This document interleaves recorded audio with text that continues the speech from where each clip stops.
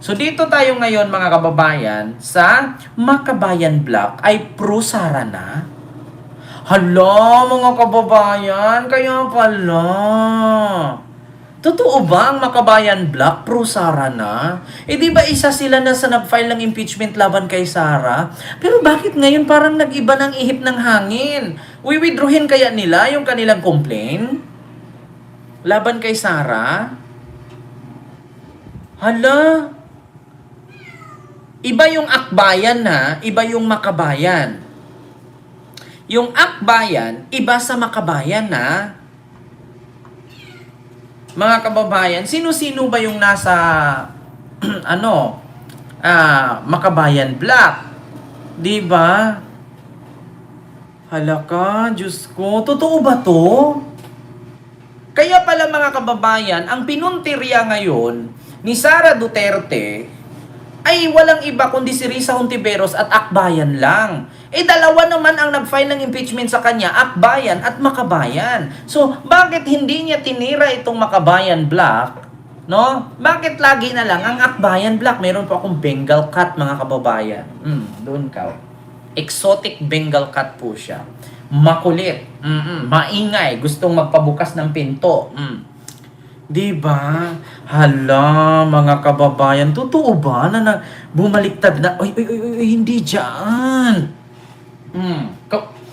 Hindi nakikinig. Hindi nakikinig, maldita. Diba? Kaya nga ganun, Gina G ka. Gina G. Diba? Shh! Huwag maingay ka! Hala ka, mga kababayan. O, ito ha. Makabayan Block, pro-Sara na. So, dito po mga kababayan, may nakarating po sa akin. Kilala nyo naman po siguro yung vlogger na si Patty Bo. Patty Bo ba yun? Pagbasa nun? Si Patty Bo. Ito po mga kababayan, wait lang po ha. Ito po mga kababayan ang nangyari. Ang nakarating po sa akin ngayon ay ganito po siya. Pakinggan nyo po ha. Bakit hindi na binabanggit ang Makabayan? Uy, Fred Sakilet. Ano na pag-usapin ni Mike Defensor? Dalawa ang nag-file ng impeachment kay Sara Duterte, ang Makabayan Block at ang Akbayan. Pero sa Akbayan lang, gigil na gigil. Bakit hindi na binabanggit ang Makabayan? Uy, Fred Sakilet. Ano na pag-usapin ni Mike Defensor? Dalawa ang Naku, mga kababayan, ito ang sabi ni Patty Bao. Patty Bao ba pagbasa niyan? Na dalawa ang nag-file ng impeachment ni Sara, ang Makabayan at Akbayan. Ngunit mga kababayan, bakit si Sara ay gigil na gigil sa Akbayan? Bakit hindi sa Makabayan din?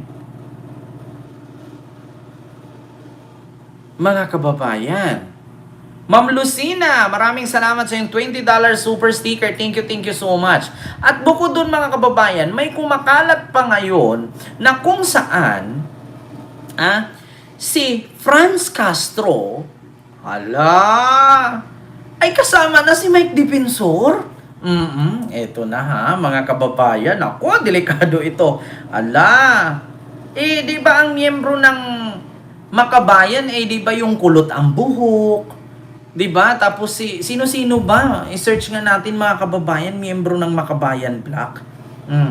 Makabayan Block member. Ito, mga kababayan. Tignan natin ha. Di ba yung Makabayan Block galit na galit kay Sara? Pero bakit ngayon? Ayan po sila, mga kababayan. Ayan po si Franz Castro. Tapos yung representative na si Raul. At saka sino yung isa? Di ko alam kung sino tong isa. Di ba 12 sila na member sa Makabayan Block, si Satur Ocampo, tapos itong babae, no? Tapos yung kulot ang buhok si Ko. So bakit ganun ang nangyari, mga kababayan? Sino tong Kabataan Party List, no? Larawan, Kabataan, Anakbayan, Akbayan, mga kababayan, si Rinico, si Tinio. Di ba? So bakit nagkaganon? Laila de Lima is, ano daw? Makabayan. Paano nangyari yun? May kumakalat ngayon, mga kababayan, na kasama nila si Mike Defensor sa pag-file ng impeachment kay PBBM. At pangalawa, nag-file din sila ng impeachment kay Sara na kasama nila si Mike Defensor. So, ibig sabihin si Mike Defensor ay, ayan o, ang kumakalat ngayon, ayan o, Manila Standard. Franz Castro, Mike Defensor, Lisa Masa.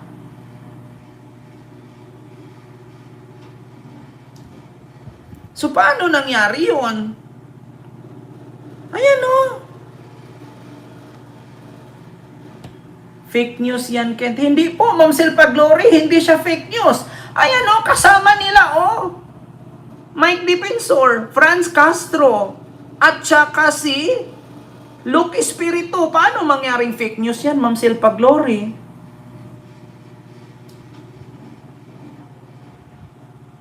Oh. So, ibig sabihin, yung file ng Makabayan Black ng impeachment kay Sara, kasali si Mike Defensor. Paano yun? Diba? Paano nangyari yan ngayon? So, anong pinag-usapan nila? Bakit nandyan si Mike Defensor? Oh.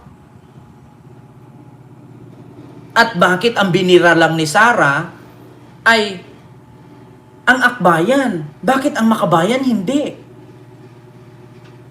So, ibig sabihin, naging anti-Sara na si Mike Defensor? Nagbago na? Ano to, balingbingan na?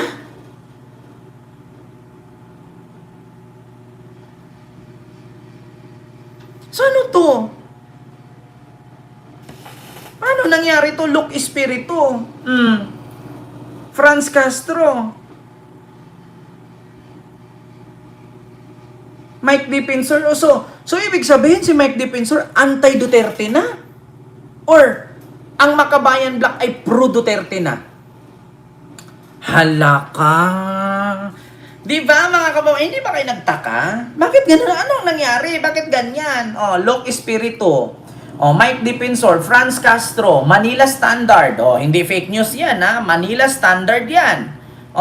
So, ibig sabihin, basahin natin yung mga komento. Ano ang malamang si Defensor bumaliktad? Ayun, kasi sa totoo lang, mga kababayan, hindi naman siguro po pwede na ang Makabayan Black ay magiging pro-Sara. Nandyan si Laila de Lima. So, kung maka-Duterte na sila, pinagluloko na tayo. Or, si Mike Defensor ay anti-Duterte na. Nako! Ayan Mike Defensor for Sara impeachment, sabi ni Clarissa David. Sabi naman ni Dalal M. Shamiri, anong nangyari kay Mike Defensor nakisama sa CCP, NPA at NDF? Ano ba yan? Trip-trip lang? Gusto nyong patalsikin si Marcos at si Sara? Sino gusto nyong ilagay presidente at vice? Presidente si Saturo Campo at Vice President si Franz Castro, sabi ni Desmond Criswell. Kakamping noong eleksyon from never again to Duterte again with Marcos? Hala! Sige nga! Paano yan? Sabi ni Ma'am Lina Cornel, baka nagpicture lang. Hindi po, Ma'am Lina Cornel, hindi sila nagpicture. Press con po yan. Oo.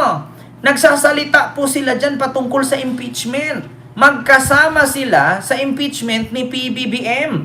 At pangalawa, itong kasama nila na si Mike Defensor, alam ni Mike Defensor yan na anti-Duterte itong mga katabi niya. So, ibig sabihin, si Mike Defensor bumaliktad na? Ano to? Tangahan lang? Kaibigan mo? Yung anti-Duterte? Tapos ngayon, kaaway mo sila? Ano ba? Hindi ko ma-express. Paano ba to? Paano ba i-explain to? Mga kababayan, naguguluhan ako. Paano ba to i-explain? Kasama ni Mike Defensor kasi kaaway niya si PBBM. So ngayon, kasama ni Mike Defensor kasi anti-Duterte sila. Ano ba talaga? Ano to? Bakit nagkaganito, Mike Defensor? Kasama nila si Mike Defensor kasi nag-file ng impeachment ang Makabayan Bloc kay PBBM. So ngayon, kasama nila si Mike Defensor dahil nag-file ng impeachment ang Makabayan Bloc kay Sara Duterte. So ibig sabihin si Mike Defensor balimbing? Ganun ba yon? Ano to?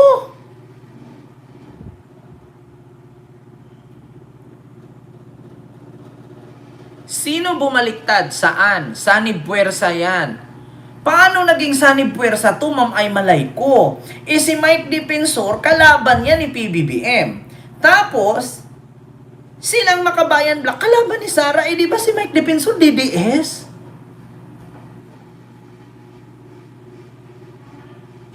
Paano nangyari yun?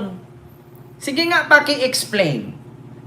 Basahin ko lang. In photos from left to right, Attorney Luke Espirito, former lawyer Mike Defensor, Franz Castro, and Lisa Masa engaged in a discussion on the legal and political implication of the impeachment complaint against Vice President Sara Duterte in Quezon City on February 6. So, ibig sabihin, bumaliktad na nga.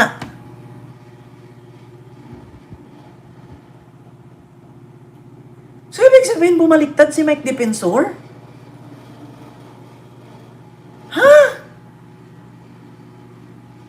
What the heck?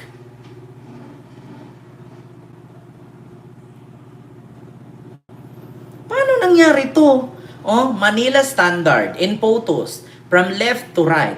Attorney Luke Espirito, former lawmakers, and Mike Defensor, Franz Castro, and Lisa Masa engaged in discussion on the legal and political implication of the impeachment complaints against Vice President Sara Duterte in Quezon City on Friday, February 6. So ano to? Ano to, lokohan? Ano to, tangahan lang? Ano to? Ano yan?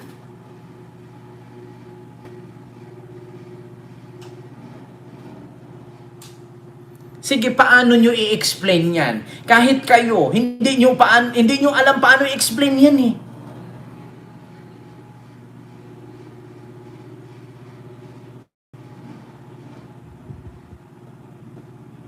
Alam nyo, hindi po ito fake news Sir Bel Villanueva, hindi po siya fake news. Kasi lahat po yan, magkakasama sila sa Frescon po yan. Wag po kayong magsabing fake news, hindi po siya fake news. Ang tanong ngayon dyan, paano nangyari yan? Paano nangyari yan? Kung sasanib si Mike Defensor para i-convince niya ang Makabayan Bloc, dyan siya nagkakamali. Baka siya pa ang makasama sa Makabayan Bloc. Kasi paano mangyari na si Laila de Lima papayag? Lilipat kay Sara, utot! Sige nga! Paano nangyari to? Bagong strategy ni Mike Defensor yan, Ken. Naku, Ma'am Silpa Glory, hindi yan pwedeng sabihin bagong strategy kasi hindi tanga ang mga dinikitan niya. Diba? Wala yan. Alam nyo, sa totoo lang mga kababayan, may something talaga. Oo. Kahit kung ako miyembro ng Makabayan Bloc, tapos didikit sa akin yung kalaban ko, walang ganun. Diba, mga kababayan? Naku, uso talaga balimbingan ngayon, mga kababayan.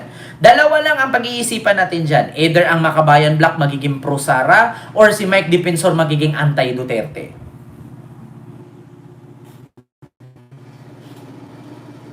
Diba? Dalawa lang ang pag-iisipan natin. Si Mike Defensor, mahihila niya ang Makabayan Bloc at maging pro-Duterte. Or si Mike Defensor, mahihila ng Makabayan Bloc at magiging anti-Duterte. Or sa madaling salita, bumalimbing na ba talaga siya? Nagtatanong lang po. 'Di ba? Nagtatanong lang. Bumalimbing na ba talaga siya? Kailangan na niyang mamangka sa ibang bangka kasi tagilid na. It's just for her convenience. Teacher Mike is just getting information from the opponent. Diba? What most likely is that Defensor doesn't like DDS anymore. Dahil dito sa ipinakita ni Mike Defensor na dumikit siya sa Makabayan Black, talagang pag-iinitan siya ng mga DDS dito. Si Pambare 4 nga eh. Nakipag-picture lang kay PBBM, kay First Lady Lisa, galit na galit niya yung mga DDS. Ito pa, number 1 kalaban to ng mga Duterte, ang Makabayan Black. Tapos nandyan ka. Natauhan na yan noong naaresto sila sa Cebu. For me, I really hate that patriotic Tino, a curly Chinese teacher Castro, tapos a full satur involved with NPA supporters. But Senator De Lima knows what Defensor Kent is doing. Yes, oo, totoo yan, Ma'am Silpa Glory. Pero ang problema kasi dyan, nakakano kasi nandun din sila nakipag-shake hands pa nga tapos di ba? Nako, dalawa nga lang pag-isipan natin. Si Mike Defensor babaliktad or ang Makabayan Black ang babaliktad? Kay magiging pro Sara or si Mike Defensor magiging anti Sara? Dalawa lang yan, mga kababayan. Nako po. Hala, paano yan? Nako, Diyos mio Marimar. Hindi pwede yung ganyan, mga kababayan. Yung mamangka ka sa dalawang ilog, nako, baka magkabungguan yan. Oo, mahulog ka, malunod ka sa gitna.